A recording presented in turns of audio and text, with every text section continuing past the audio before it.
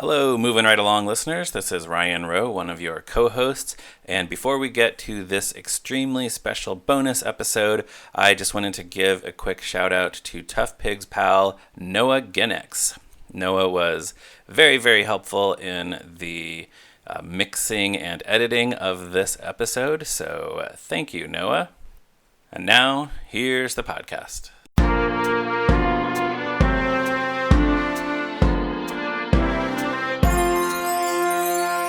Hello, moving right along, listeners. This is an extremely special bonus interview. For the first time in the history of our podcast, we're talking to somebody who actually worked on the movie that we're discussing. He was the executive vice president and creative director at Jim Henson Productions for years, and he worked on so many beloved projects and designed so many characters that it would be impossible to list them all. But his credits do include lots of work on Sesame Street, The Muppet Show, and Fraggle Rock, as well as this movie, The Muppets Take Manhattan. And he was instrumental in the development of the Muppet Babies, whose debut we just watched and who we're talking about today. Michael Frith, welcome to the podcast. Well, thank you very much, Ryan. It is a delight to be here. I can't believe I'm the only person you've talked to who worked on the movie. That's so far a revelation. Of course, I guess, there's been a certain attrition over the years. Well, yeah, that does happen. There's that too, yeah. Yeah. Well, I'm still here, at least for the... Oh, no. Oh, sorry. Well, we're very happy to have you here, and thank you for taking the time. We're talking Muppet Babies, so let's just kind of start at the beginning, I guess. What do you remember about how the Muppet Babies sequence in The Muppets Take Manhattan came to be? Well, can I go back a little further? Because sure. How it came to be actually has a little bit to do with their origins. I don't know if this is something your listeners would be that interested in, but to me, probably. I'm sure they will be. To me, it was kind of amusing because, let the truth now finally be told. At the time, we didn't dare mention it, but the Muppet Babies actually began in a merchandising meeting. Ah. And they didn't begin as a merchandising idea. My background was in children's books. I'd worked for many years with Dr. Seuss. That's another topic of conversation right now. Yes, in the news recently. But Ted Geisel, and Ted and I were very close. Whatever you're hearing about Ted, he's a terrific guy. He was not a racist. He was somebody who was, born in 1904 and grew up in a period when, things were different from what they are now. And went from being a person of that period to becoming a person of our time who became a leader and revising the way we think and see things and look at the world. And one of the things that he was adamant about was that his creations needed to be very carefully controlled, very carefully, however they were used, very carefully thought through. He was really against merchandising his characters. And in the few instances when he allowed anything to be done, usually when a lot of pressure was put on him, he insisted on having real control over their depiction and how they were used out there and so forth. I remember once out there, he lived out in La Jolla, and I used to spend quite a fair amount of time traveling back and forth out there, out to his place, and working with him on any number of different projects that were involved. And I remember once sitting there in his little studio library area, and a couple of boxes came in from one of the big toy companies.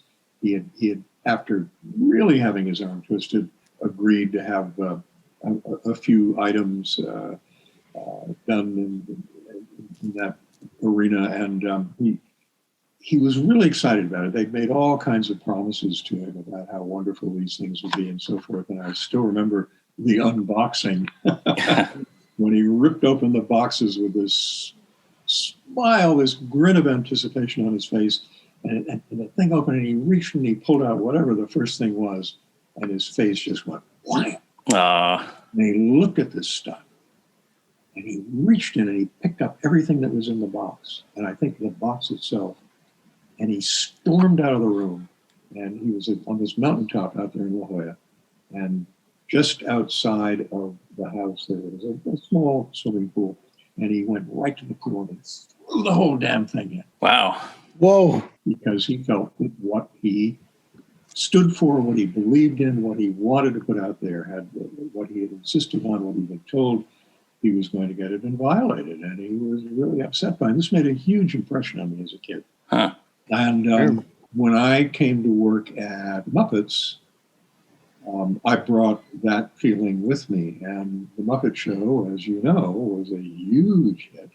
Yeah. So we had everybody in the world, every toy company, every clothing company, you name it, banging on the door. And this was still in the relatively early days of that kind of mass merchandising. There were very few of those kinds of licensed properties out there. Snoopy was big.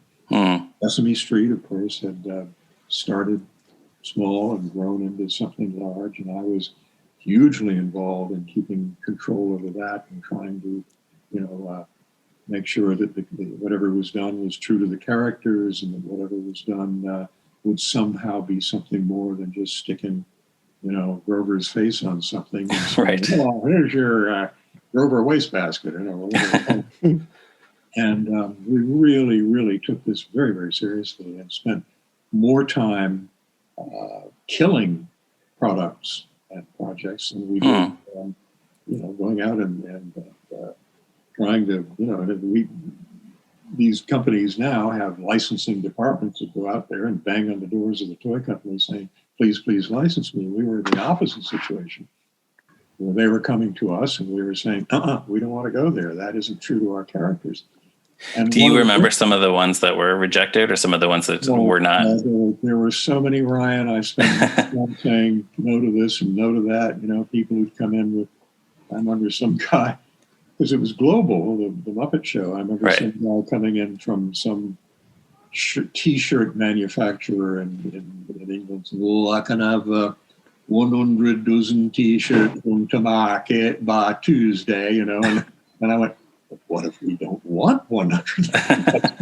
We didn't. We really didn't. Yeah. And my instructions to all the people in my department, because I was overseeing all this stuff, was that whatever we did, we had to look at it as a production. If you were going to be doing a toy, it had to not just reflect who the character was and be true to that character, but there had to be something about it that was special and that was the message of the Muppets in terms of creativity, in terms of whatever you got out of it intellectually, whatever would appeal to your curiosity. And we really wanted these things to be in the same way that when you did a movie, it was about the characters. When you did a toy, it was about the characters. It wasn't simply saying, okay, here's something with your favorite character on it, buy it. Yeah, no, that's great. Really opposed to that. And so I would be sitting in these meetings with the toy companies. They're great people, most of them, who were doing their job and came with very sincere ideas about, how they might be able to bring what they did so well to what we were doing, I think, very well. And unfortunately, very often the two did not meet in the middle. And one of the places where I really had a problem was in the way they saw the pig. And they saw the pig as this huge star. She was a megastar. And it's hard now to imagine what it was like. Right, just thinking about the time when she had like calendars and she was on magazine covers, and those were all mine, Darryl. Yeah, right. right. I did all those calendars, and in fact, that's another whole story of the calendars and how they came to be, and my internal workings within Muppets to get those calendars to happen, and how I truly do think, and I say this with all modesty, they changed the way we thought, the Muppets themselves, we, Jim, Frank, all of us, thought about who the pig was and who she could be. She really grew. She had a life in all of these different media. And her life on the hands of Frank Oz was something extraordinary. And it was a living thing that came into everybody's homes and hearts, and it was amazing. And I don't think there will ever be anything like that, quite like that again. No, it's hard to top something like that. And at the same time, she had a life in print and in these other areas, so that when we did the Piggy's Guide to Life, and we did the Piggy calendars, and we did, Piggy posters and art masterpieces and things like that, this brought out a whole other dimension of who this character was. When I did that first calendar, it really, I stood there in the room and literally watched Jim's and Frank's eyes open. Because Jim was saying, "Oh no, she's got to be like Minnie Mouse." I'm quoting. "She's always got to be the same. You always want the same costume, and you want the, so when they see her, they'll always know who she is." Wow. Yeah. How about this? And I got her reclining on a heart-shaped bed with Yeah, she's very glamorous in those calendars. And the Art Deco this and so on and so on. And I watched the two of them going, "Oh, Lido." Though I don't think that was the word they used. Yeah. So, we were all working in tandem on who this person, and you really thought of her as I thought of her as a person. Oh, yeah, she's a very real character. And who she was and what she represented and how she was growing before our very eyes. It was something that none of us, I think, had ever even begun to anticipate. So when the toy companies would come back to us and say, "Okay, well, we got this great idea of doing this whatever toy, whatever book, whatever project with, Miss Piggy," and they'd show us this stuff, and I just go, "No, that's not who she is. It's not right."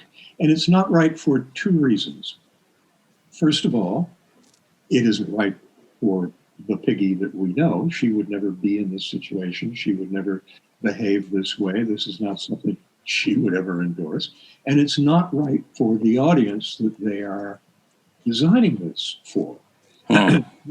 Because with the toy companies and children's books and things like that, the pig is a very sophisticated character.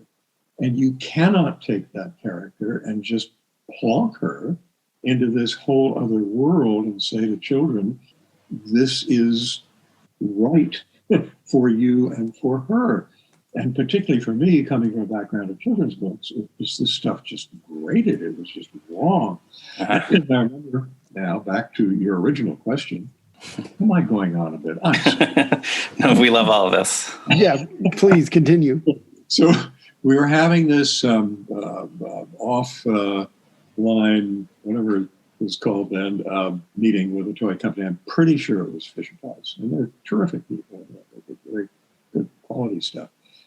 And we were doing it in a hotel meeting room, a place a couple of blocks away from our office. Nobody would disturb us and so on. And we're all sitting there, and these guys were doing their pitch. And they're saying, "Well, we want to do this, we want to do that," and so on. And I'm just sitting there going, "No, you can't do, no, that's wrong." And I'm feeling awful about this because we're good people who want to do the right thing. And as I'm saying, no, I'm Googling, which I can't help with. And I look down at my pad, and I'm thinking about the pig. And I'm thinking about the context that we're trying to put her into. And I realize that I have drawn her as a little kid. Oh. Wow. And I glance over to my left, and Jim Mayon, who is one of our directors, wonderful guy, talented, not just an art director, a very talented artist, sculptor, great guy. I look over at his pad. He's doodling the same thing. Holy cow! There's something going on here. There's something bigger than this moment that's happening. Clearly, something like on a cosmic level. Yeah, well, I mean, things seem to happen to me in hotel meeting rooms. Michael Rock happened to me in a hotel meeting room. Wow, yeah. Muppet Babies happened in a hotel meeting room. And took this old drawing that I'd done, and I got back to the office, and I'm not sure if Jim was there right then and there because he was, absentee landlord a lot of the time off and so forth. But this is probably doing pre-production on Muppets Take Manhattan, so he would have been around. Sure. And I remember seeing Jim, and I said, Jim, I've got to show you something. And I showed him this piggy as a little kid. And he loved it. And he said, I said, this is something we've got to do. We've got to reinvent these characters as little kids. Because suddenly we can talk to children through other children, through the Muppets. Right. And say things that we could never say, as the adult characters, as otherwise. And Jim got it right away, and this is great. And we used to have these regular management meetings and product meetings and everything. Meetings. And so I guess it was the next one of whichever one of those meetings it was, I said, well, what's happening with this thing? And Jim was like, well, I'm getting some pushback. I could never quite get the story straight. Okay. Forgive me, Frank, if I'm being unfair. But what I kind of got was that Frank particularly, and maybe Jojo, but I think just really couldn't stand it. Hated the idea. Oh, really? We spent so much time. I mean, I'm not quoting Frank here. It was just the kind of general ethos was we spent so much time re-establishing the Muppets as adult entertainment. Right. That was the whole goal of the Muppet Show coming after Sesame Street. The Sesame Street had kind of taken it into the children's world. Wonderful. We loved Sesame Street. We loved everything that was happening there. Right. The Muppets originally, its track was as adult entertainment. As Frank said, we do all family entertainment. There are two kinds. We do all family adult, which is Muppet Show. We do all family kids. That's Sesame Street, but it's all family entertainment, and it has this bit of an edge. We're able to go and do stuff that you can't do for kids and so on. And I think there was a feeling, particularly in the old guard, that doing something that would pull us back into that children's world that we had emerged from the show and with the Muppet movies. So there was this real thing. Jim was like, I'd like to do this, but we really can't do it. It's a real problem, blah, blah, blah. But I was insistent, and in every one of those meetings it came up for a year, less than a year. I would pitch it again because I just felt like it was just right. And yeah. Had to be. So this wasn't even with an idea of this is something that should go in the next movie. It was just this is something the Muppets should do. The next step in this saga is we're in pre-production on Muppets Take Manhattan. And Jim had given the movie to Frank to direct. And this is great. I mean, Frank was a brilliant director. Mm-hmm. But Jim had reserved for himself. He said, okay, I want you to direct it. But, I'd like to do 2 pieces myself. I'd like to just do 2 little sneak pieces myself. I said, yeah, sure, great. Love it. Wonderful. You're brilliant at this stuff. Great. Yeah, of course.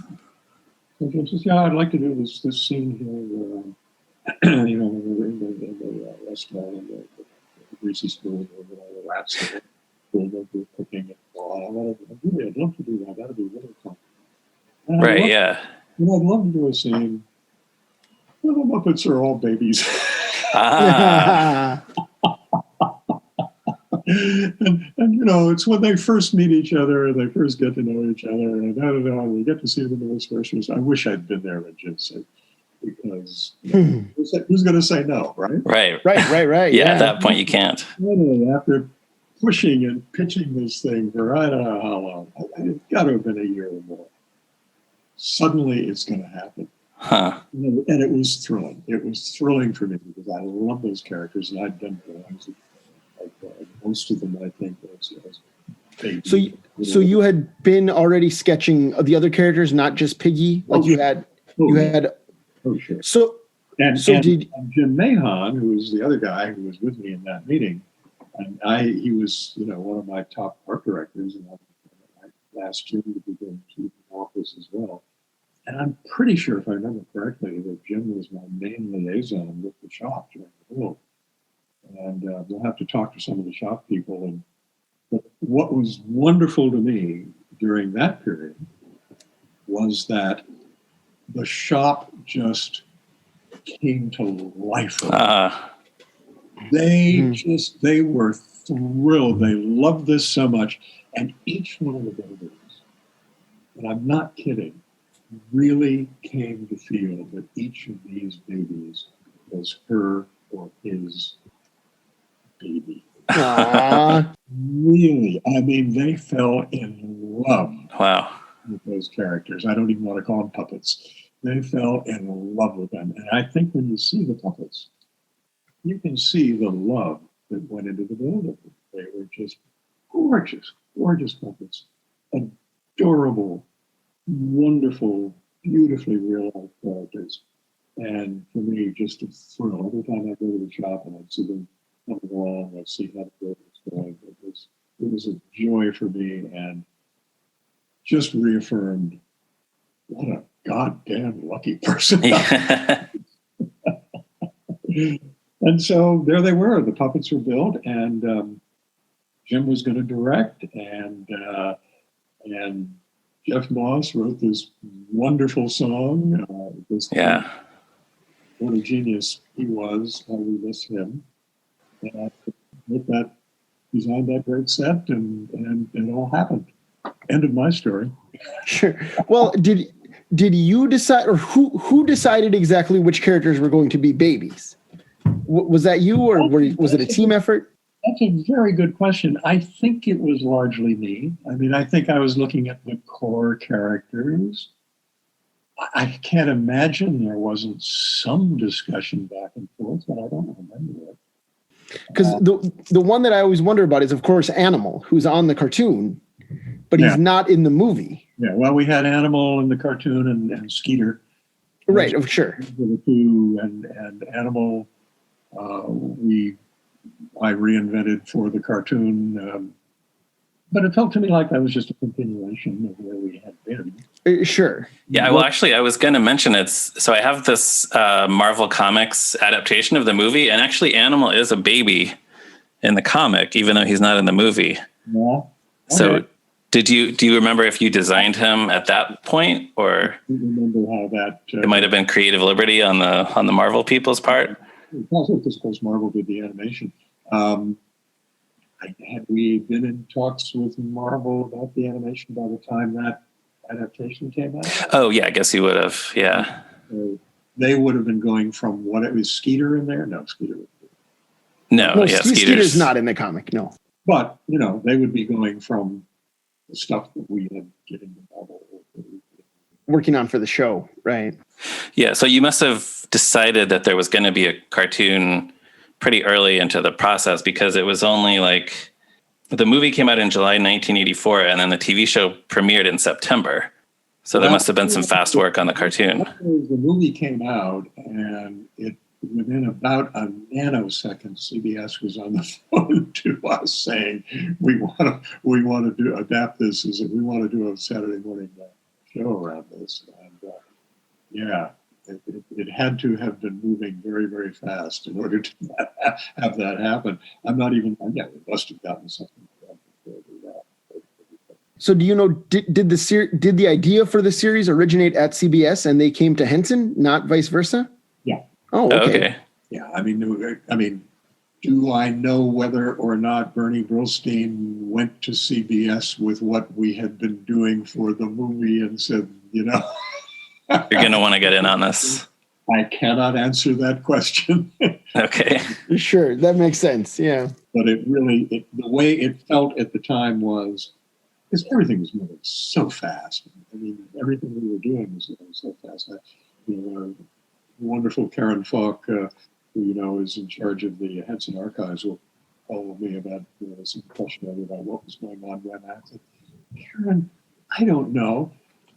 And by Wednesday, we were in a completely different world. I just Sure, right. It makes sense. Well, and you were working on Fraggle Rock, what, probably season 2 or 3 at the same time? At the same time. What was happening, and of course I was deep in all the Sesame Street stuff at that time, both some of the on-air stuff, but all of the collateral stuff, and the Muppet Show, and I mean it was just madness. Everything was just one thing piled on top. I think they were 20-hour days, Sure. It must have been, yeah. Not surprised. Yeah. So and amazing. I mean, somebody was asking me the other day about what it was like. And I said, what? One of the things I look back on and it just kind of astonishes me is here I was. Basically, I was a children's book editor, writer, designer, whatever. And I ended up in a place where, over the course of however many years it was, I probably got to design just about anything you can imagine. And these things all became real. So I've got to design anything and everything you can imagine, except maybe a car. And then I thought about it. Does Gonzo's plumbing truck count as a car? I would think so, yeah. Sure, we'll allow it, yeah. Okay. Then I got to design everything. Staggering, buildings and pots and pans and Yeah, no, it's whoa. A very impressive body of work. Well, I don't know about that, but it sure kept me busy, and it was amazing. It was, and again, one of the things that was astonishing about it was within our organization, it was a place where I could almost never remember anybody saying no. We were just there was so much to do. I mean, I got to say no a lot to right. at us with stuff. But with the stuff that we were trying to do, it was, yeah, we can do that. Oh, let's try that. It was, oh, let's go there. I've had to work since with some people whose whole way of working and whose whole philosophy is so different that it was really a shock to me. But I remember reading a line in New York Times book review, some self-help book. I don't read self-help books, and I don't read about self-help books. One leapt out of the page at me. It was a woman who wrote Eat, Love, Pray. It's the book. And there was a line quoting her where she said, one must live a life that driven by curiosity rather than fear. That to me is just it's just an encapsulation of where we were and what we were doing and what we were trying to accomplish during all these years. It was always about what can we do? How can we make this happen? What is the new and exciting and different and impossible thing that we can try for rather than, oh my God, we better not go there. That might be a problem. Yeah. That latter way of thinking, oh God, how that since, and boy, it astonished me when it happened, because I was so fortunate first in all my years working with Ted Basil, and then in all my years with the Muppets, that just never entered the worlds that Yeah, I definitely get the sense that it was more about creativity than commerce or anything else in the old days. I mean, yes, and it was just amazing how the good fortune followed that. But the good fortune, it was like, yeah, if we do this right and we do it well, maybe we'll be fortunate. Yeah, that's a good attitude. Yeah. I wanted to ask about, we have a draft of the screenplay for the movie that I think it's the second draft by Frank Oz. It has a completely different fantasy sequence for the Piggy carriage ride scene. I have no idea. Oh, yeah, I was going to ask if you remembered it. It's Piggy and Kermit getting married and Piggy having babies. If I were in my studio in New York, I could probably go into the closet there and find those same drafts and the old stacks of, let's see, Dark Crystal draft 4, blah, blah, blah. Wow. In amongst that stuff, but I haven't looked at any of those things. The great thing about talking to you guys and so many people who are so involved in this Muppet world is you're so much more current with it than I am. When I was doing this stuff, you hadn't been born yet, so yeah. Right.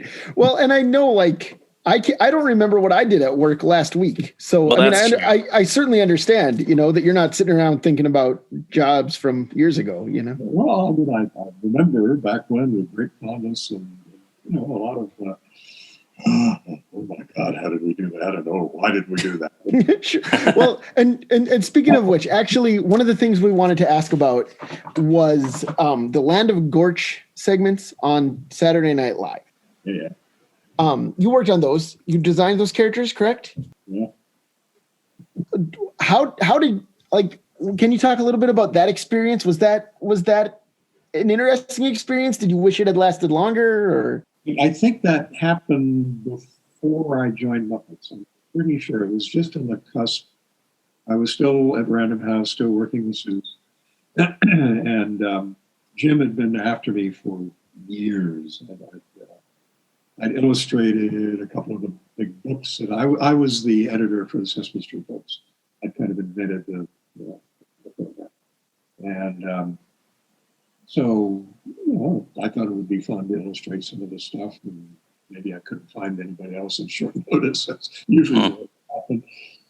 So I'd illustrated some of the stuff that we did with Sesame Street. And I was at caught Jim's eye. And so he was after me for, I don't know, a couple of years, maybe more, to come and work at Muppets. And he was very, very insistent. And I really loved the world of kids' books. I loved working with Ted Basil and so on. But Jim just kept after me. And I got to thinking, well, with the books, we can reach, a few 100,000 kids. With television, we can reach a really extreme audience. And that was really the thing that make the jump over to television. But along the way, Jim kept asking me to design this, design that, and so on. Well, this is really good. That's how he sucked me in, actually, quite frankly. He'd ask me to design something, and then he'd say, you got to come up to the shop and see how this is coming. Oh my God, my drawing is now talking to me. Wow, yeah. And yeah, it was pretty seductive.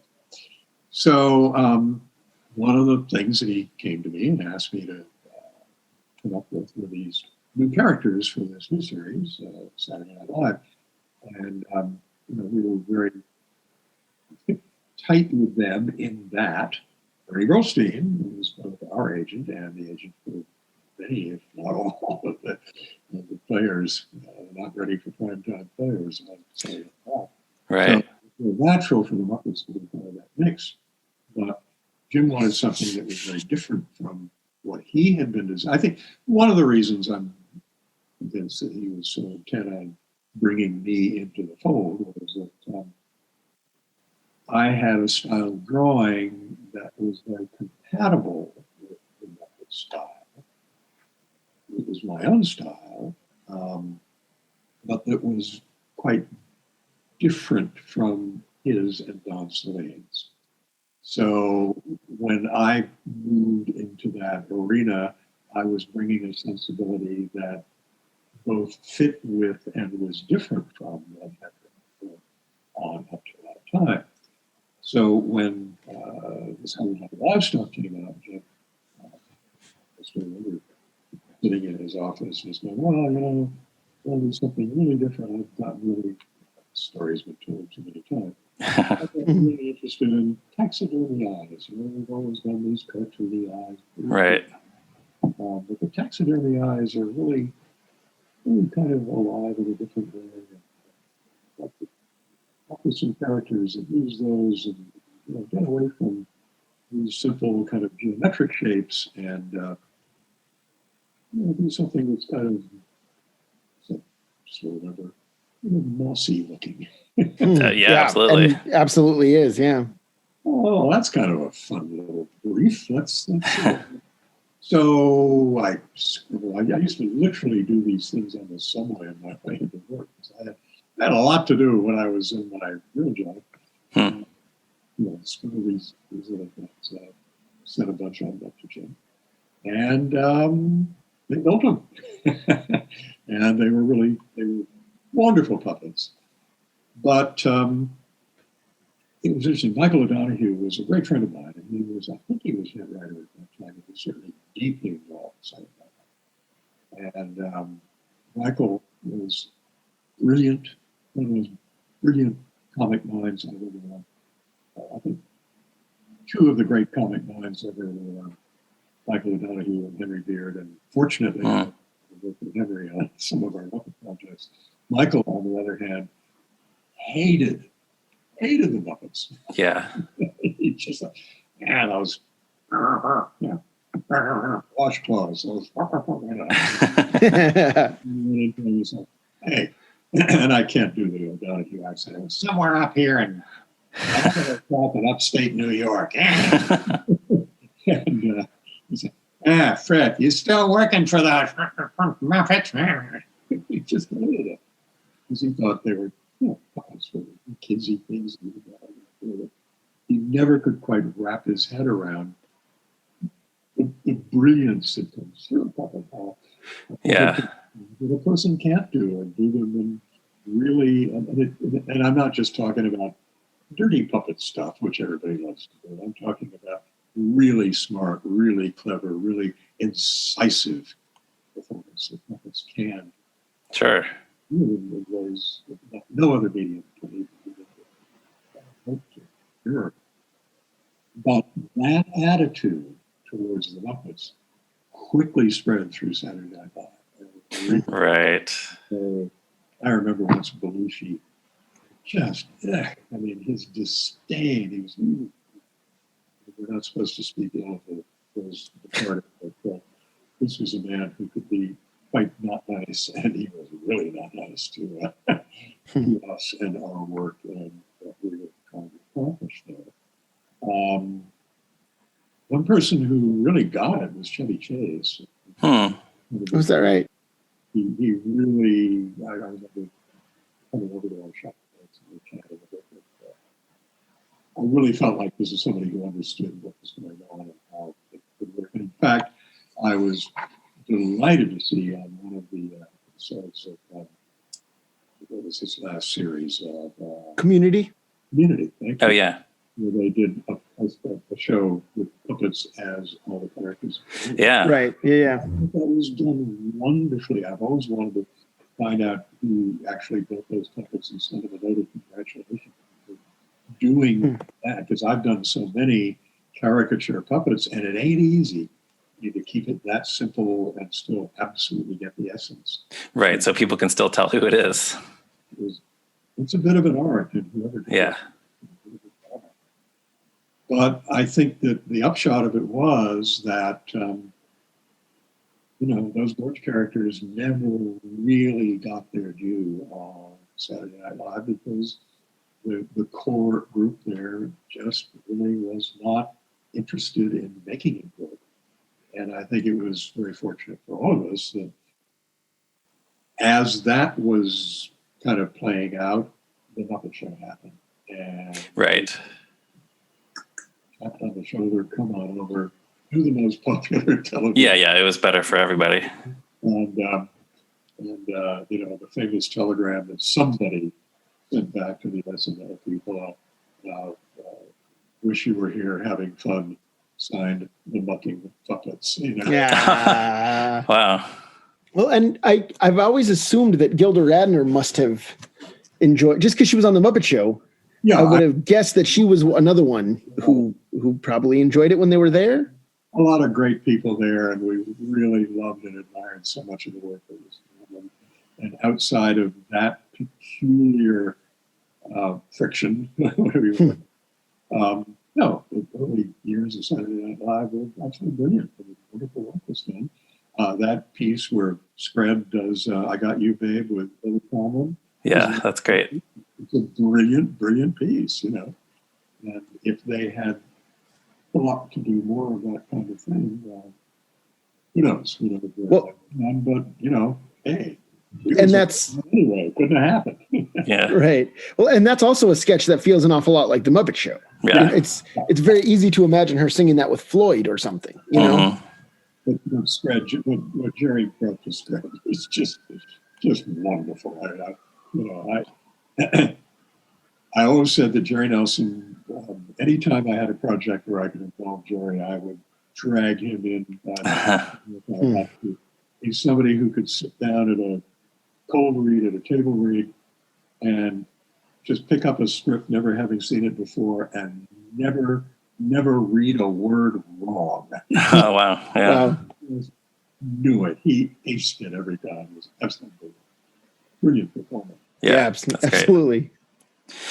Getting back to Muppet Babies, how closely involved were you actually in the cartoon? I was overseeing it for 8 years. Okay, so you were pretty much there for the whole production. So, I was the Muppet person in charge of Muppet Babies. Okay.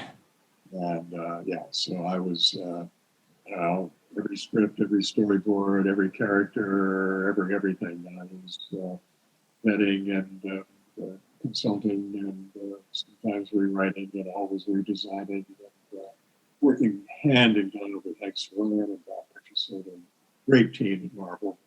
Jeff Scott, wonderful writer. I mean we had a great team on that show. Yeah, it definitely feels like a better than average Saturday morning show. And one of the things that was the most fun about that was in my first meetings with Marvel out there. I mean, all we could hear was complain about how expensive animation was. Because it was all cell animation. I think, and in spite of the fact that it was being done in Korea, it was still very pricey. And so, I was such an earful of that. And I had been working on a project that breaks my heart. We never were able to bring to fruition, called WILD, which was to have been a kind of the shorthand, which really doesn't do it justice. But the shorthand was I suppose, Sesame Street for the environment. Way back when maybe the generation who would have grown up on it might have made a difference in how we. Might have made some better decisions. We ran up against some internal problems there, and the show never saw the light of day.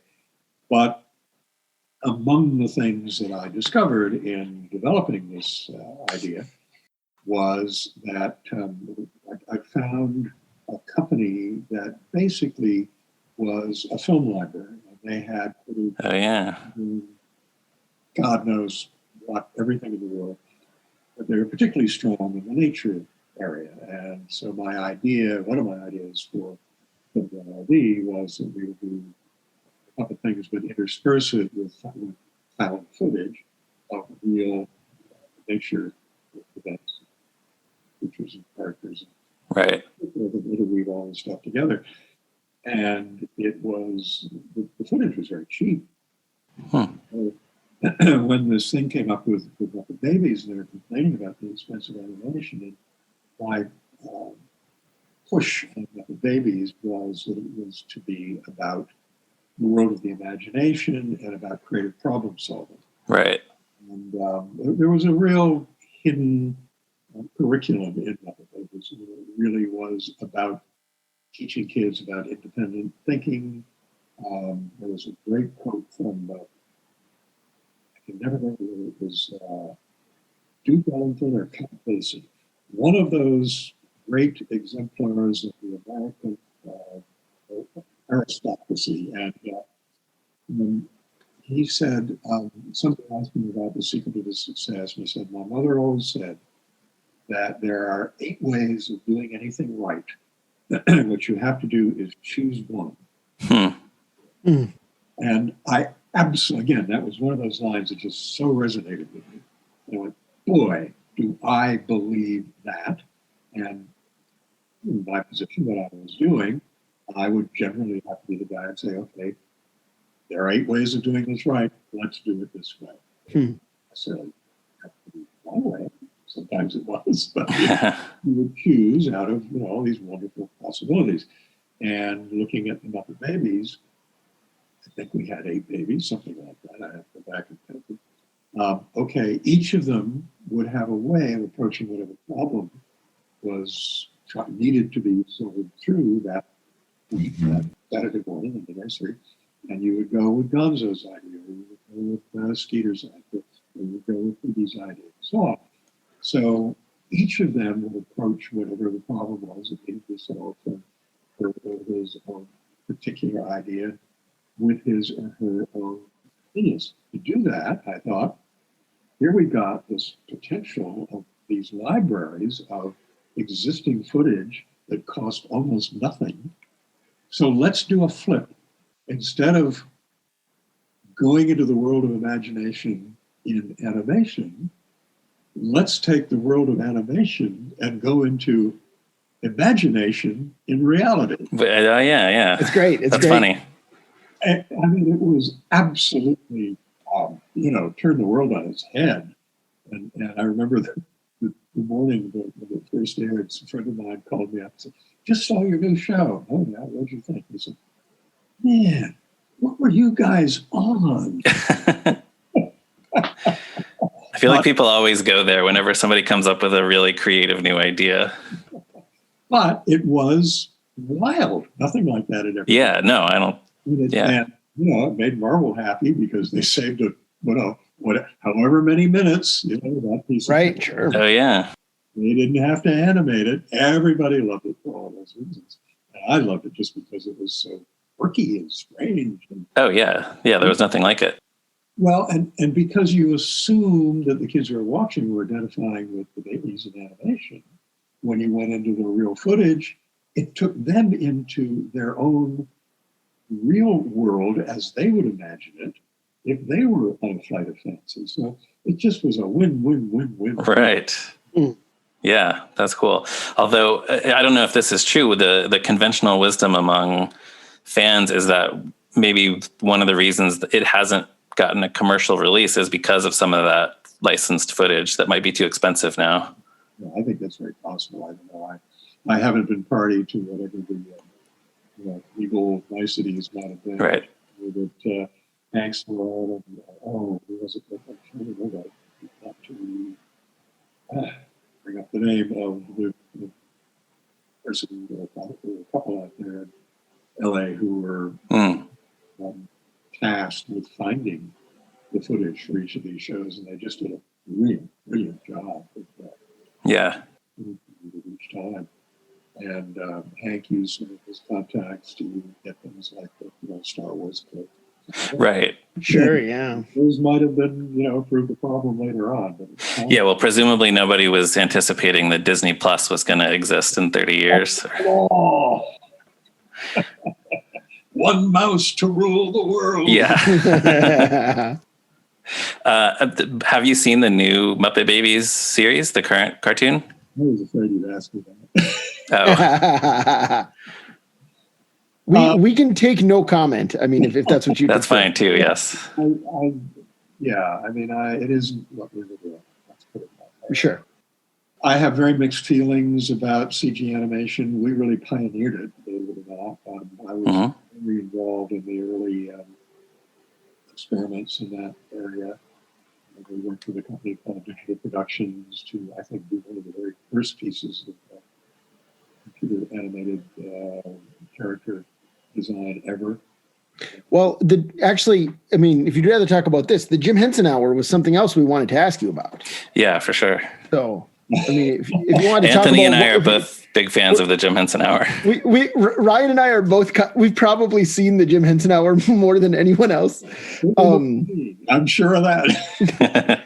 But I mean, if you want to talk about like Waldo, for example, we'd love to hear whatever your thoughts are. Yeah,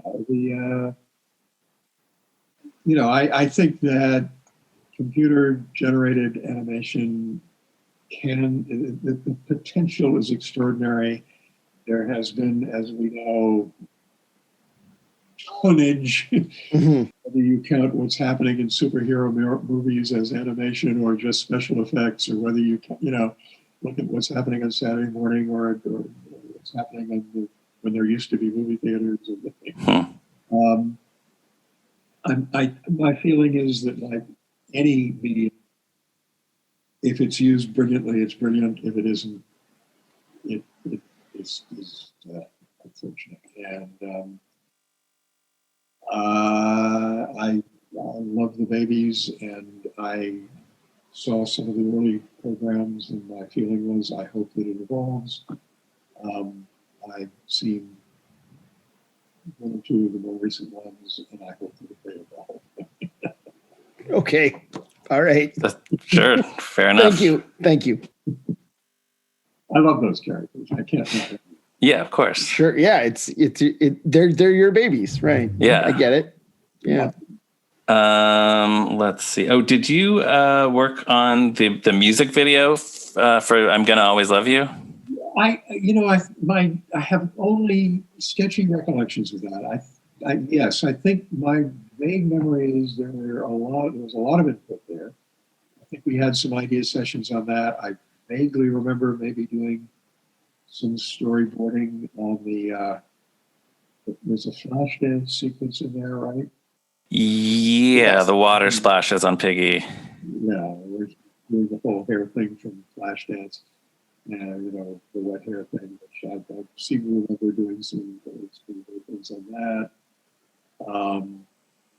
A lot of it was, very specifically, purposefully doing parodies of what were the hot music videos at the time. Right, it's very 80s MTV. Right. Billie Jean is in there, right? The light up sidewalk. The what? Sorry. The light up sidewalk from Billie Jean is in there. There's a thing with the candles where she knocks over all. Oh, right. Total Eclipse of the Heart, I think. I don't remember, but that was a very specific reference to, I don't know, some Phil Collins or something. I'd have to look at it again, and I would need somebody at my elbow with an encyclopedic memory of what all those videos are. Sure. Because there was reference after reference after reference, and they were very, very purposeful. And one of the things, of course, that was kind of the overarching thing was to go into that kind of world of surreality that a lot of those videos were doing at that time, which is why I think a live pig comes in. Yeah. Yeah, and a frog. Pig and frog, both. Yeah. A live frog with a Kermit collar. And yep. And a pig with pearls on, I believe. Yeah, a pig. If I remember right. Piggy pearls, and then at the end, Jim with the frog feet. And it was all supposed to be this kind of trippy, oh man, did you see that?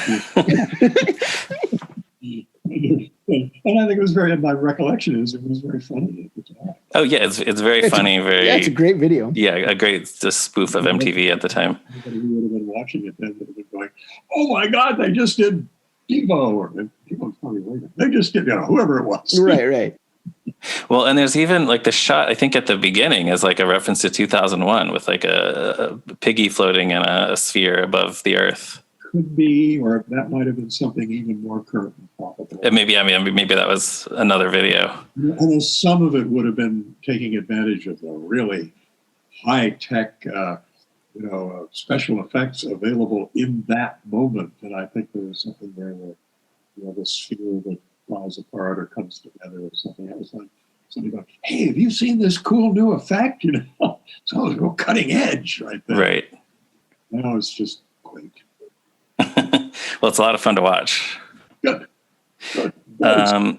So the cartoon lasted for 7 seasons, which seems like a really long time for a Saturday morning show in those days. Do you remember if it was the network? Like, did it get canceled? Was it a decision to end it? That's the sort of thing I should remember graphically. But, I think there was just a feeling, I think it was really 8 seasons. I think maybe 7 became 2 seasons of split or something. And, we were running 2 back-to-back every Saturday. Right. I remember that. Yeah. I remember watching them. It was kind of a bit of a tragedy. I was doing a second series called Little Muppet Monsters. Right. That was, that was really tough to get born. Had a lot of problems. There's a lot of fun stuff in there. And one of the problems, there were a couple of problems with it. One of them was that, and I won't go into some of the things on our end, which I think were really coming together very nicely, but on the animation end, what happened was, I think after the third show aired, the animation pipeline had somehow gotten clogged, and they were behind in getting the animated bits for that show, the next show, together and assembled in time to air. So what they did was they aired, just to fill the space, they aired 2 Muppet Babies back to back, and it blew the ratings out of the water. Oh, okay. Well, we're having problems over here. Let's stick with over there. And we ended up doing 2 babies a week rather than babies and Muppet Monsters, which was too bad because Muppet Monsters could have been something really special, but they never got a chance. Yeah, it's a really fun idea to mix the Muppet, the new Muppet characters with the animated stuff of the old characters. There were a lot of really cute things that were just beginning to take shape in that. And I've always said, any series, and I include the Muppet Show in that, you got to give it at least 3 before you begin to pass judgment. Yeah, sure. And even then, a few more. But and I find now when we're sitting here in our COVID sequestration and trying to find our way around Netflix, and how about this one? Well, that wasn't so good. Okay, well, let's give it 3. Yeah. Yeah, sure. Right. Well, right. And, especially now that there are like hundreds of things to choose from. Yeah, so anyway, too bad, but it kind of, its own success, I think, became the way to round its neck. And after 7+ seasons, I think there was really a feeling that it really needed to be refreshed, or that it was time to say, okay, we've done this. Okay. Well, and then Bean Bunny did come in as a new baby character in the last season or 2. And I'd actually come up with some stuff that I thought would be a lot of fun. This is going to sound almost formulaic, but I'd also been developing the Muppets as a generation older, Muppet Kids, and really fun possibilities there. But it just would you need a certain kind of traction to get the attraction. One of the things that I was working on at the time was bringing Statler and Waldorf in as a couple of young bucks in raccoon coats with both. Yeah, they make an appearance or 2 on Muppet Babies, don't they? I don't think they did in animation. They sure do. It's an episode where they bring over their toy train, and the babies imagine that they're on a train. I know this because it's one of the ones I have on VHS. And my daughter has seen it 1,000 times. They call him Uncle Statler and Uncle Waldorf. Yes. So that did make it into the show. So you got him in there at least once. A little bit, yeah. So we just don't want to take up too much of your time here. Another thing, this might be super obscure, maybe even more than the script draft, but there is an entry on the Jim Henson's Red Book blog that talks about a promotional film that was made to sell Muppet Babies merchandise that featured licensing executives Isabel Miller and Beth Fitzgerald dressed up as English nannies pushing prams in Central Park. Do you have any memory of that? Oh, vividly. I directed it. Oh, wow. I designed and directed it. No, it was oh, that was so much damn fun. We got a bunch of baby carriages, and I had them all outfitted to look like armored cars. and then we got all of the people in our staff, Isabel and Betts and Al Gottesman and Bob Bromberg, and dressed them all as British nannies. And Bromberg with his mustache and a cigar in his mouth, Dick Wiedemeyer, I can't remember who else. And we got them all pushing these armored car prams through Central Park. And we did a voiceover. Did I do the voiceover? I'm not sure. I might have. Somebody did. And it was like, Muppet Babies. Yes, here's the licensing opportunity of a lifetime. Bomber with a cigar in his mouth, pushing this armored car. And he may have even been throwing money around to see. It was basically, the whole thing was an excuse to be really silly and to really humiliate Bromberg and Gosling. I don't think we ever did anything huge with it. We certainly didn't go out there and, pound on the doors of the licensees to Right. No, that sounds very entertaining, though. I don't suppose you have a copy of it.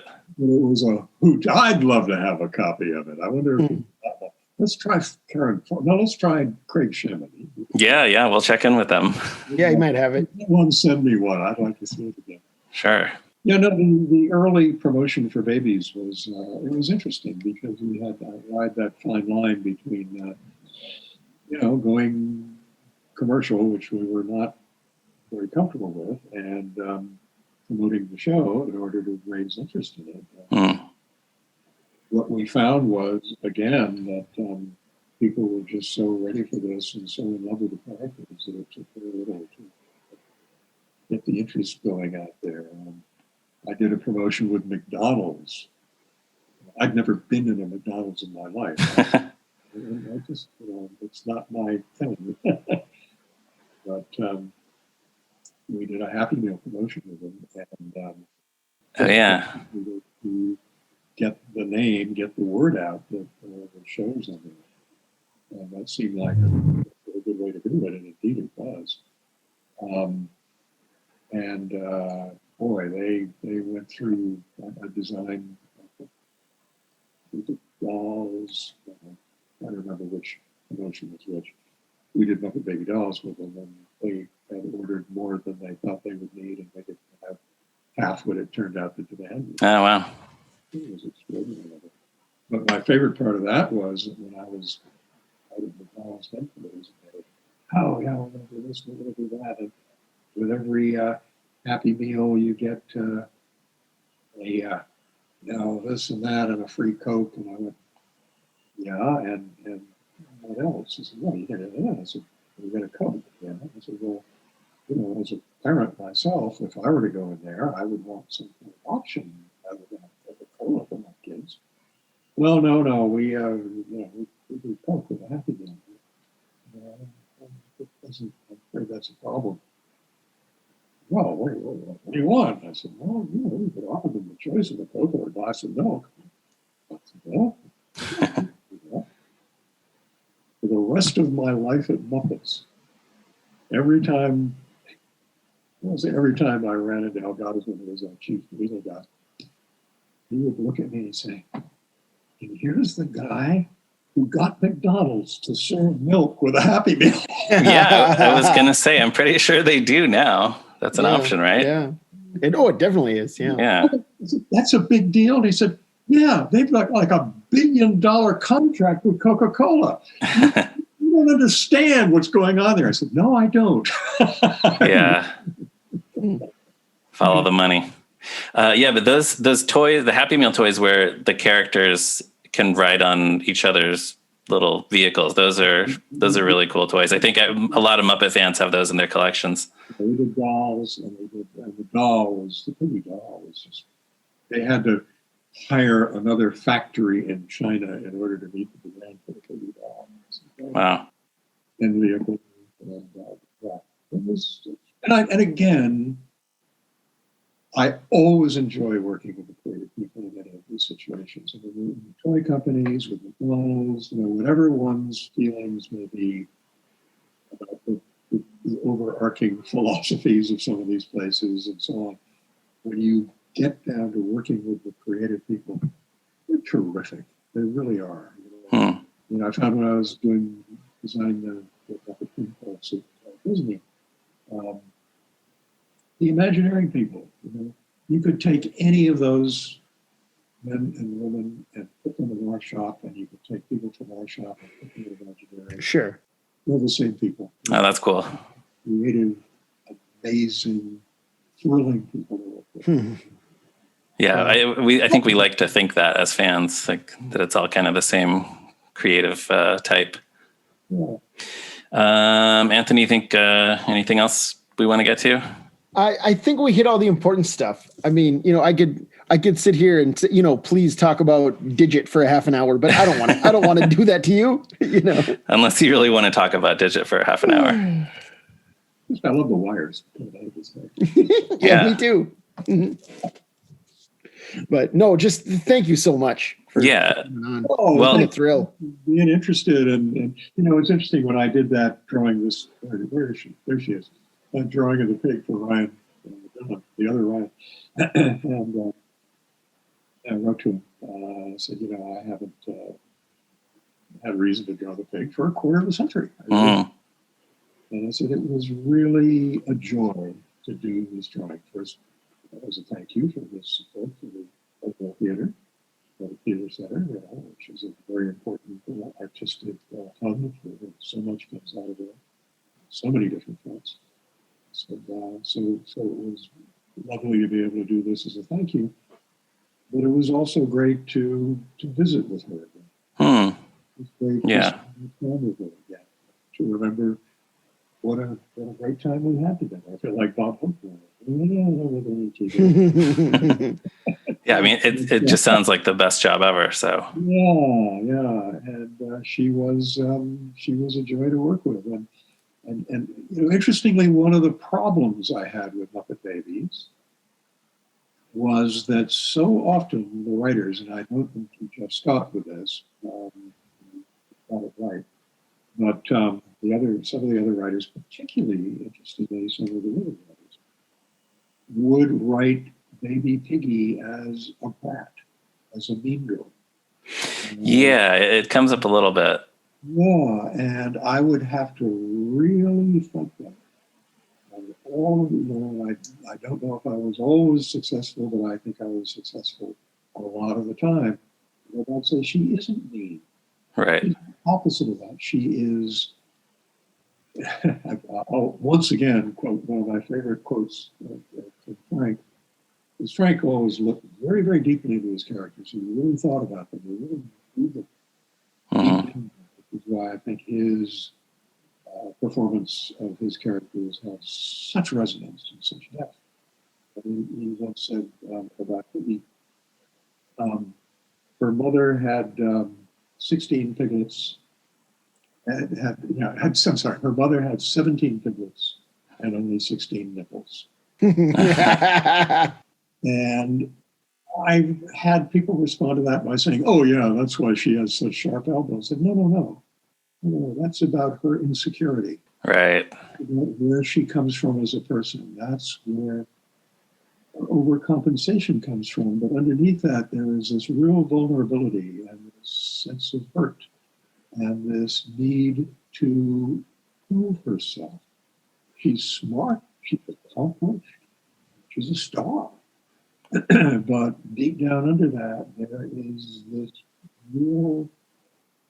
this delicate person who needs to get out and to be heard and to be seen. And there's a real vulnerability that comes through in Frank's performance, which is very hard to get across to people because they think of her as, hi-ya! Right. It's so easy to just make her one-dimensional, but that's not who she is or who she should be. There's a lot more going on, and I really strove to bring that out in Baby Piggy as well. That she's a leader, that she's one of the two girls in that nursery. Really represents a female point of view, and she both the fact that she's coming from there and has to deal with all these guys. The only other, the one female authority person there is Ben, and she's kind of overall. She's not a contemporary, right? he's to be a really interesting character. And that needs to be thought of and needs to be remembered and be celebrated in how she's depicted on screen and how she's depicted everywhere else, whether it's a comic book or a book or a toy or whatever it might be. You gotta remember that she's very real and an audience in a way that other characters can't. Yeah, it seems like she's a hard character to get right, but it was, just because there's so much, and hard to live up to the standards of the old days when you guys were working on her. Well, we always hope. We live in hope. Yeah. Right. Well, on our podcast, we ask our guests two questions, if they remember the first time they saw the Muppets Take Manhattan and also how they would rank it alongside the other Muppet movies. If you can answer those, I'd be curious to hear what you think. Oh, Lord, I can't tell you when I first saw it because I probably saw it in bits and pieces. Right. Makes sense. Yeah. Was there a premiere or like a company premiere? There was a premiere, but boy, I can't kind of, sort it from other premieres. Sure. I just really can't. Right. These should be signal moments in one's life, but no, they all kind of run together. Sure. Yeah. That's a lot of moments. Where would I rank it? I don't know. I love it. Hard to know. I mean, the Muppet movie looms large because it was the first, and it was so exciting. Of course. Sure. To see the characters up there on the big screen like that, all those cameos. I love them all. I love them. Yeah. That's a good answer. What can I say? Yeah. In fact, I think that some of the post Jim movies. I did a lot of work on both Treasure Island and Christmas Carol, and Sure. They both showed the love, and they showed the real thought and the real performance genius that our core characters, core performers gave to those characters right through it. So yeah, great stuff. Yeah. Well, we'll be talking about Muppet Christmas Carol in about a year, if you would be willing to come back and share some of your memories of that one. I'm still here, old man. All right. Well, thank you very much for joining us. Well, it was a pleasure. I must say, I continue to be surprised that people care, but thank you. Oh, of course. So many people care. But and thanks for all your work on all this great stuff. It was, as you may have gathered, it was a trip.